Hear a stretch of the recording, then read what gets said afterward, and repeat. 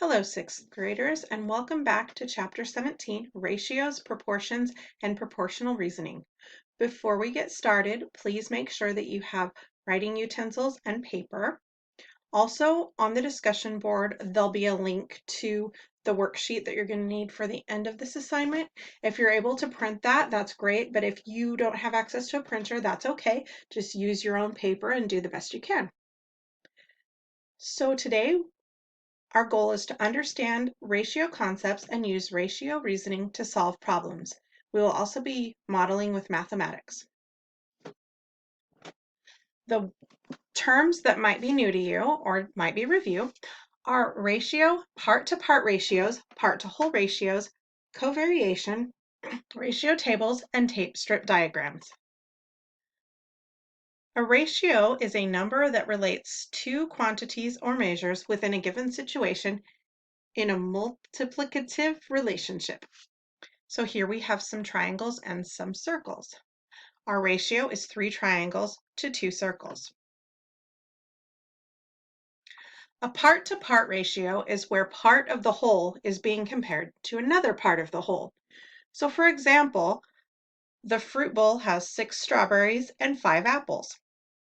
Our proportion would be 6 strawberries to 5 apples, or we could say the part-to-part ratio is 6 to 5. A part-to-whole ratio is where a part of the whole is being compared to the entirety of the whole. So for example, your classroom has 17 students. 8 students have blue eyes. The whole is the 17 students, and the part is 8 students that have blue eyes. So 8 students with blue eyes to 17 total students is what we're comparing. The part-to-whole ratio is 8 to 17. Part-to-whole ratios can also be viewed as fractions. So in this example, this would be 8/17, or you could say 8/17 of the students have blue eyes in the classroom. Covariation is a term that means you have two different quantities and they're going to vary together. So example, the bakery sells 3 cookies for $2 or 6 cookies for $4. So as you see, as the quantity of cookies changes or goes up, so does the cost. There are different methods to solve ratio problems, including ratio tables, tape strip diagrams, double number lines, and unit rate. Today we're going to talk about ratio tables and tape strip diagrams. So this is an example of what a ratio table could look like. Our sample problem says a tree farmer can plant 75 pine trees on his 5-acre farm. He wants to upgrade to a larger farm. Make a ratio table to determine how many trees he can plant on 10 and 20 acres. We are also going to find out how many acres he needs if he wants to plant 750 trees. So now would be a great time to pause and write out some information that you might need. And then in just a minute, we'll work together on this problem. So try to figure out what we know and what you would do to find how many trees grow on 10 acres and how many on 20. So take a moment and do that. Okay, so now that you've had a moment to figure this out, let's take a look at the ratio table. So we have acres and trees. What do we know? That's right, we know that on 5 acres, the farmer can plant 75 trees. What else do we notice on this table? Oh, here's one thing I notice. When we jump from 5 to 10, all we need to do is multiply, right? So 5 times 2 is 10. So it would make sense that we can multiply the 75 by 2 to get 150. If you figured it out a different way, that's okay. I'm curious to know how you might have solved it. So we're going to do that again to jump to 20. 20 is just the same as 10 times 2. So we'll take 150 and also multiply that by 2 to get 300. Okay, so now what we want to do is we want to solve how many acres the farmer needs if he wants to plant 750 trees. So here are a couple things that I notice. When I go back to the 5 acres with 75 trees, I notice that the jump from 75 to 750 is 10 times. So with that, I can take 5, multiply that by 10 to get 50 acres. So we need 50 acres for 750 trees. All right, now let's continue on. Our next example is a tape strip diagram.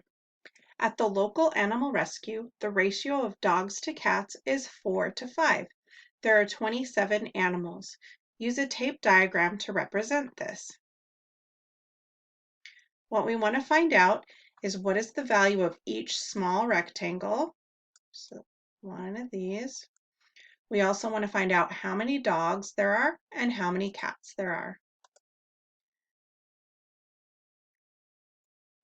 Notice how I have 4 rectangles representing the dogs, 4 blue rectangles rather, representing the dogs, and 5 yellow rectangles representing the cats. So now would be a great time to pause and see if you can figure out what the value of each small rectangle is, how many dogs there are, and how many cats there are. Don't worry if you can't get it, I will help you solve it in just a moment.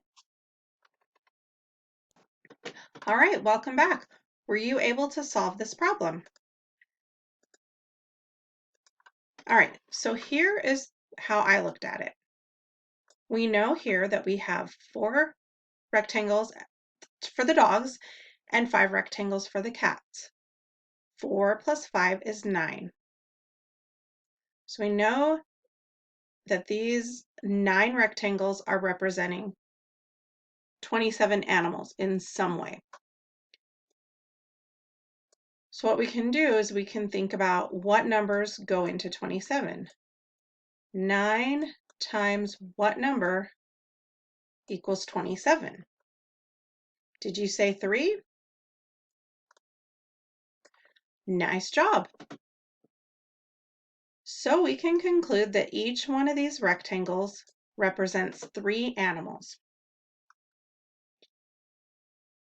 Another way that we can look at this is as a ratio of 9 is the part, 27 is the whole. We know that 9 is we know that 9 times 3 is 27.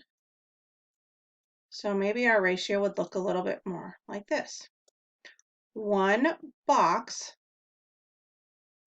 represents 3 animals. There's my silly little cat. So hopefully that makes sense. Now let's continue on to solve the rest of it.